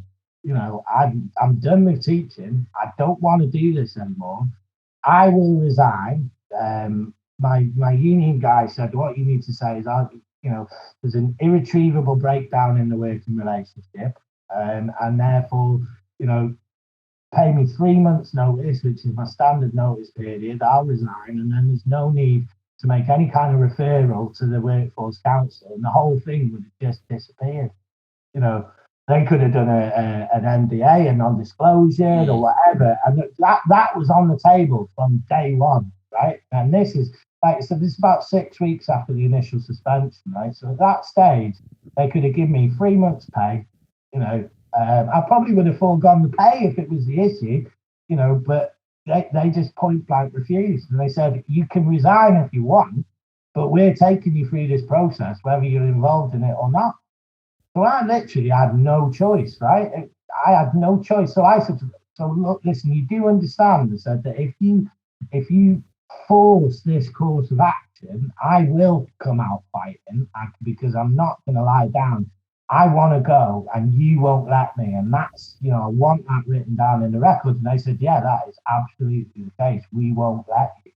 So I was at that point, I said, right, okay, so when this matter does finally get to the end, and you do realise then you will have to make a referral to the EWC, and the EWC hearings are always public. They're a matter of public record, because it's if a teacher's sacked, it's in the public interest to know why, right? Which I fully agree with that, yeah. And so we made this argument to them and said, so if you do this, you effectively will be putting the blog back into the public sphere, which Mr. Price has expressed he doesn't want to happen. Yeah. So then I'm there, even now, you can contact me on Twitter, you can speak to me, and I might give you a bit of it. I've still got it all. It's all sat there. There's one post on prom which has been practically quoted to death, which is available on Patreon. But even now, those materials are still not in the public sphere. They never would have seen the light of day again had the school accepted the offer I made to resign. And I made that offer to resign at every single step and stage of the process, and every single time they wouldn't have it there. And it's purely out of revenge. That's why they've done it. That's the only thing I can think of. The way you've spoke about the school and the way in which they've conducted themselves, not only with the situation of the blog, but with what came before that, it seems an absolute shit show. And you can't take anything that they're saying with any type of truth. You can't. I mean, if there was me sat here saying this, and then you went on to Eston, and Eston said, this is a fantastic school, it's got glowing reports, the kids are coming out, that isn't the case. I mean, if you go on, there's another thing that where they sort of rank the school in Wales. And this school, I think, last time I checked, was in the bottom 5% of schools in the whole of the country. Wow. In terms of outcomes, in terms of everything. It was just shocking. And it was, and it did, it destroyed my belief in myself, right, that I could positively impact that, which was the reason why I went into teaching in the first place, was to positively impact the lives of people that probably, that needed it. And that the school just wasn't doing that. And it's like you're trying to bail out a sinking ship, aren't you? Yeah. But, no, I really, really appreciate you coming on this, because we've spoken for ages here, and you've given me 2 hours we've been on this. You've given me loads of stuff, so I really, really appreciate that. I don't know if there's anything you'd actually like, if you want to mention your business or anything like that, because I do. We'll always have a filthy plug in there, can't we? Yeah, by all means. So so if you want to hook me up, if you need an office in your garden, then have a look on my website, which is office.inyour.garden. Okay, smashing. Because I'm telling you, once my podcast is international, you could do one in my garden. I'll have a studio there for this. You want to have a little look on the old website, and these are posh sheds. Nice, posh sheds. Well, that's it. Mine's falling apart. So yeah, no, but nice one. Thank you very much. No problem. Hope you've got enough. How great was that? I mean, what an eye-opener of an episode. I found that fascinating. And whether you've read Alex's blog or not, or just read the news story, after hearing him speak there, I think it's very difficult not to look at the situation through an entirely different lens, because the ongoings that were happening at that school sound, unbelievable. I can't imagine what that must be like to work in and have that kind of backhanded type management style that's going on. I've never worked in a place like that ever. I don't know, maybe you listening have been in a place like that. And, if you have, please do send me an email, staffroompod@gmail.com, because I'd love to turn, that story into an episode and hear about it, because stuff like that, you never think it can happen within schools. But yeah, I found that really fascinating. really, really fascinating. So massive thank you to Alex for giving up his time for that. I hope you guys have enjoyed listening to it. Next week, we're back to normal. I'm sharing an anonymous story from a teacher about an RE lesson that they had to carry out, and how things got a little bit interesting. And my guest for next week is Brennan Reese, who has been crowned English Comedian of the Year. He's won Best Newcomer at the Edinburgh Fringe for his sellout show Everglow. He's even made appearances on Live at the Apollo. I mean, it's great to have Brennan on the show, and really looking forward to it. So make sure you tune in for next week. And as ever, thank you very much to everyone that tuned in for this week and has been listening. I mean, it's getting bigger every week. I really appreciate it. And, if you're enjoying the podcast, just, there's ways you can help. You could tell your mate about it. If you could leave us a review on iTunes, that would be fantastic. Just anything you can do, that spreads the word, or, a review helps other people find it, and it just, they look at it and go, God, this can't be shite. And I don't think it is, you know what I mean? I'm enjoying doing it, and people are saying to me every week that they're enjoying listening. But whatever you can do, I greatly appreciate it, and, it all helps. So thank you as ever for tuning in, and I will see you next week. So until then, look after yourselves and take it easy.